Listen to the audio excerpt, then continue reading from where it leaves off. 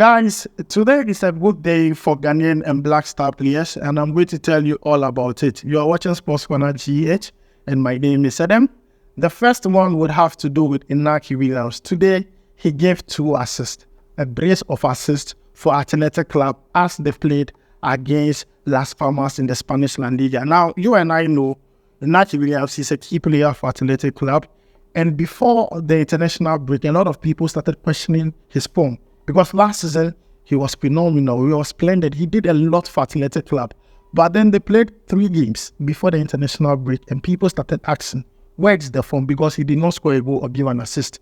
Now he has answered your questions. Those asking where is his form, he has answered it. Because today, the game between Las Palmas and Athletic Club, as at 30th minute, Athletic Club had already scored 2 goals. And all the goals that were scored, Inaki Williams assisted all those 2 goals, and it was just breathtaking to see how he impacted the game and how he was able to create chances for the goal scorers who scored the goal for Athletic Club. And it's very impressive. And I hope the technical team of Ghana, Coach Otto Addo, are taking a look at what Inaki Williams is doing and how Athletic Club are building a system to bring out the best out of Inaki Williams, because that is the only way we can bring out the best out of the player. And I love it to see how they played, especially in the first half. But in the second half, things took a wrong turn because an Athletic player got a red card and the whole thing just changed a bit. But then, regardless of that, I'm just happy that Inaki Williams was able to show his impact, was able to show what he could do in a game for Athletic Club. Like, the assist was so good, especially the one to his brother, Nico Williams, was just excellent, and the season has now begun for Inaki Williams. So guys, that is the update concerning Inaki Williams. 2 assists today versus Las Palmas. We'll make sure to follow up on him and bring you more updates tonight on SportsCorner GH. Now, moving away from Inaki Williams, let's talk about Ransford, yeboah, konigsdorffer. I hope you have not forgotten about this boy. He's on red hot form. Today, Mohammed SB played against Rangersburg. Let me put it in that way, Rangersburg. Now, Hamburger NV beat Ransford by 5-0. Ransford, yeboah, konigsdorffer scored a goal, and that goal has created history, has created a record in the Bundesliga 2 and also in Hamburger SV. Now, he scored the goal exactly in the 43rd seconds. When the referee whistled, he went to score a goal. And now that goal he scored in that 43rd second became the fastest goal of this season in the Bundesliga 2. Not only that, he becomes the first player to score Hamburger SV's fastest goal since 1998. Do you understand that? This guy is breaking records. See, sometimes in life, if you say, if hope seems all lost and the door has closed on you, sometimes you need to open another one, and that is what Ransford is doing. Honestly, we criticized him when he came to the Black Stars. We did not see a lot, but now the player is doing more at club side. And I hope Otto Addo is taking a look at that. It's not like you have cast the player away. Because honestly, looking at the goals and everything, the records he's setting for club side, and also what he's doing in the Bundesliga too, it's mad. Now take a look at the statistics. He has scored 4 goals, given 1 assist in 5 games. Hey! How many players can boast of these numbers? Which is really, really good in my own opinion. That 43rd second goal has created a lot of history for Ransford, yeboah, konigsdorffer, and the player, he is running riot currently because the form the player has here, he's playing very well, scoring goals, giving assists, setting records, and I believe that Otto Addo, if there is an opportunity to bring in another player, Ransford, yeboah, konigsdorffer should be considered, looking at the form he has found this season. Now, moving away from him, let's talk about Mohammed Kudus. Now, you will remember yesterday, West Ham played against Fulham. And that game, honestly, we're all expecting West Ham to, rise to the occasion, looking at the fact that West Ham had signed a lot of players. Junior Lopetegi, you have good players, both on the bench and even those to want to field against any opponent. But then former West Ham defender, Tony Gale, has criticized Mohammed Kudus, and I'm going to read it out very quickly. You can see that on your screen. He says that, let me just pick it up very quickly. He says that Mohammed Kudus lost interest in tracking back and helping out defensively. And he has bad body language in West Ham's draw against Fulham. And this is coming from Tony Gill, saying that Mohammed Kudus, he just lost interest in tracking back to go and defend at the point of the game. And his body language alone was not. I mean, yes, Mohammed Kudus sometimes, it's frustrating to watch him play like that. And I feel like it's understandable. Sometimes he's tired. You understand? He's tired. Probably he has dribble, lost possession. Tracking back, a bad day. But I'm not supporting Mohammed Kudus. Well, I want the game myself.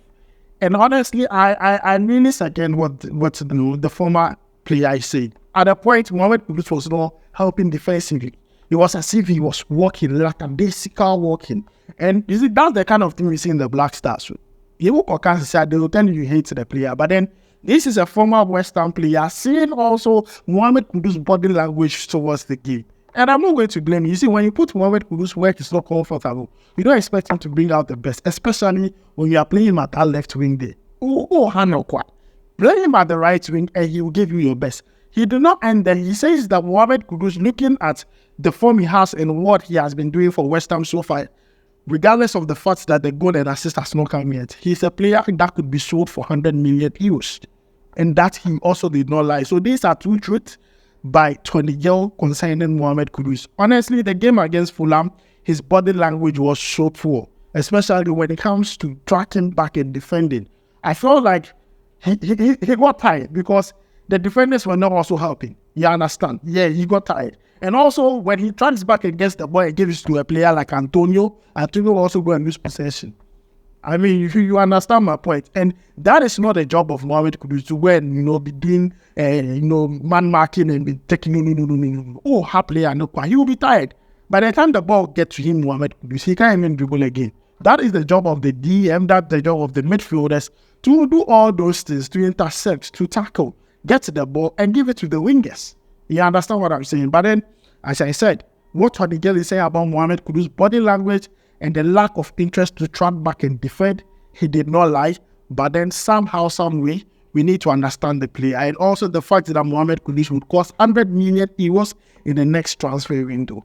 Let's move away from that and resume performances of Black Star players who are doing so well. Now, this player is not yet a Black Star player. He's a prospect. He's a player that the GFA is looking into to bring into the squad. His name is Derek Atakol. Last season, he was playing for Galatasaray in Turkey. And then they loaned him to Werder Bremen. And honestly, this player today surprised me with his performance. Now, let me tell you something about that game. In the 67th minute, he was introduced into the game. And then in the 69th minute, he scored the goal. In fact, he scored the winning goal for Werder Bremen in that game, Derek Atakol. And, he's a left-footed player, and we have always complained about our left, side of the Black Stars, both left back and left wing. And this is a player who can play both. At Galatasaray, sometimes he was played as a left winger. Sometimes he was played as a left back.